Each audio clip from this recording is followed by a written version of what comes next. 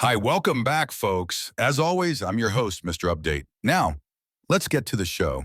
I've been thinking a lot lately about how we humans manage to get along in this wild, unpredictable world. It's fascinating, isn't it? We don't always have a detailed plan or a clear set of instructions, yet somehow we find ways to coordinate, to sync up with each other, even in the midst of chaos. What if the secret isn't in overthinking things or laying out every step, but in tapping into something more intuitive, those unspoken shared assumptions that guide us without a word being said? Let me paint a picture for you, Chino. Imagine two friends traveling to a massive city like New York. They've got no phones, no prearranged meeting spot, nothing. Logic might say they could end up anywhere, right? The odds are stacked against them in a place that big. But here's where it gets interesting. Most people, when you ask them, would head straight for something iconic. The top of the Empire State Building, maybe, or what it did in front of the Statue of Liberty. It's not random, it's this natural pull toward what's obvious, what's culturally significant. Game theorists call this a Schelling point, named after Thomas Schelling, who explored these ideas back in the day. It's that focal point that emerges not from some calculated strategy, but from our collective intuition. It makes coordination feel effortless, even when everything else is uncertain. Think about why this works. In a sea of possibilities, we lean on what's salient, what stands out in our shared cultural landscape. It's like our brains are wired to gravitate toward the path of least resistance, the one that's predictable without needing to spell it out. And it's not just in hypotheticals like lost travelers. This plays out in high-stakes, real-world scenarios too. Take something as tense as the nuclear standoff between nations. One side might have overwhelming power, an asymmetry that's impossible to ignore. The weaker side doesn't push their luck into catastrophe. Instead, they submit, not out of fear alone, but because the risks are so lopsided that escalation would mean mutual ruin. It's deterrence at its core. Peace becomes the default because the cost of going further is just too high. Submission here isn't weakness. It's a clear-eyed recognition of the equilibrium that avoids total destruction. That massive disparity creates a natural anchor, pulling everyone toward the least harmful outcome. Now let's bring this down to earth, to the stuff we deal with every day. In negotiations, whether it's at work or in a business deal, the obvious choice often wins out, not because it's the absolute best on paper, but because it's the one everyone can anticipate without a bunch of back and forth. It's predictable, rooted in that shared context we all carry around. I've seen this in my own life. Think about splitting a bill with friends at a restaurant. No one pulls out a calculator for every penny. We just round it up or go even based on those unspoken norms. Or picking a spot for a casual meetup. Why does everyone end up at the same coffee shop downtown? It's the Schelling point in action, turning potential confusion into smooth order. What I love about this is how it highlights human behavior at its most elegant. We thrive on predictability, but not the forced kind. It's the organic sort that comes from shared experiences and intuitions.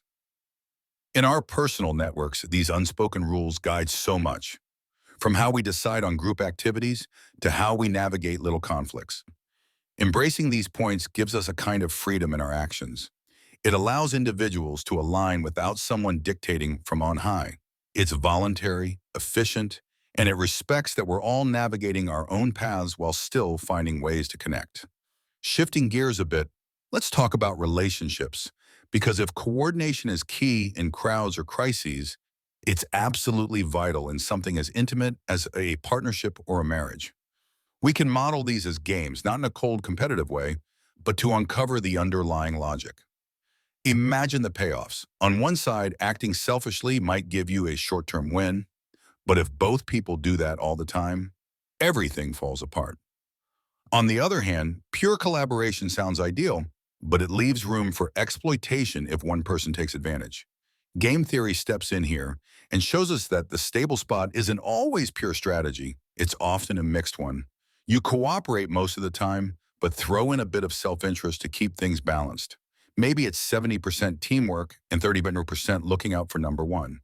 That randomness prevents anyone from getting too comfortable exploiting the other, while still building long-term mutual benefits. It's like a dance, consistent enough to build trust, varied enough to stay resilient. I've pondered this in my own relationships, how a little unpredictability can actually strengthen bonds, keeping things fresh and fair.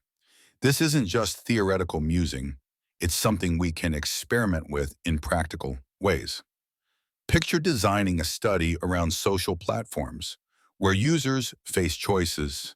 Do they share content purely for personal gain, like chasing likes and follows of Faisal?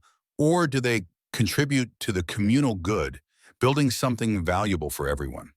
You gather data on those decisions, analyze the equilibria that emerge. What patterns show up when people are anonymous versus when their actions are visible? Does hiding behind a screen boost selfishness? Or does the spotlight of visibility encourage more cooperation? Questions like these sharpen our analytical skills. They turn abstract ideas into real tools for understanding incentives, reminding us that the strongest systems, whether in relationships, communities, or even economies, thrive on voluntary alignment rather than heavy-handed control. At its heart, game theory reveals these hidden structures in how we interact. It's not about reducing people to numbers or strategies. It's about appreciating the elegant logic woven into our social fabric.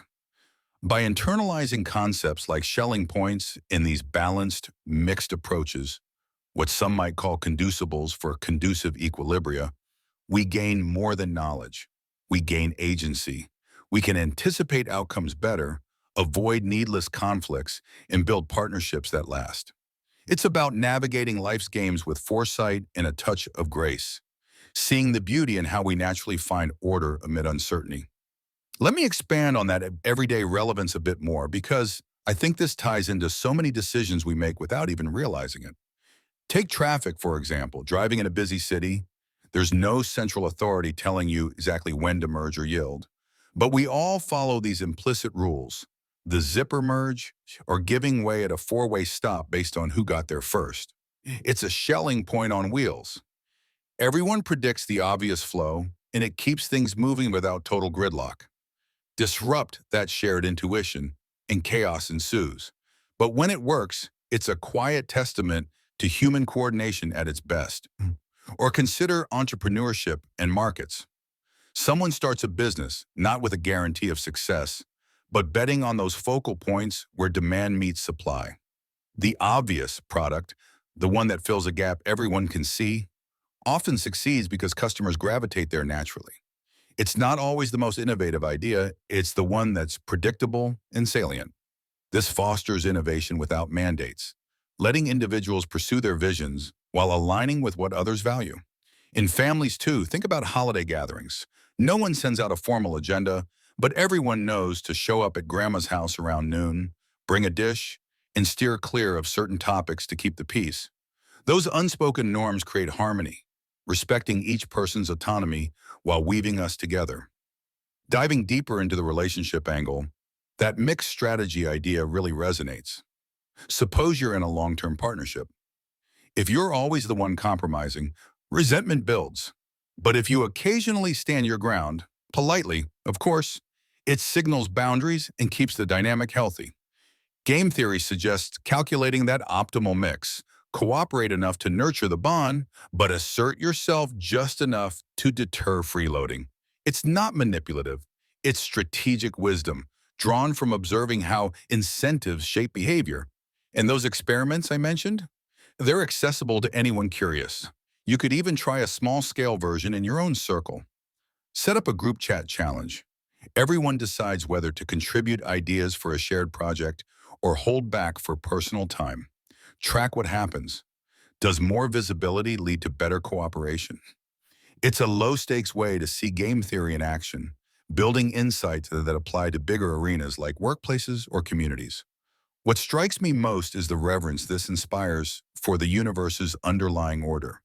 There's a beauty in how these patterns emerge, not by chance, but through the intricate dance of human choices. It's like discovering a hidden symphony in everyday interactions, where individual freedom leads to collective harmony.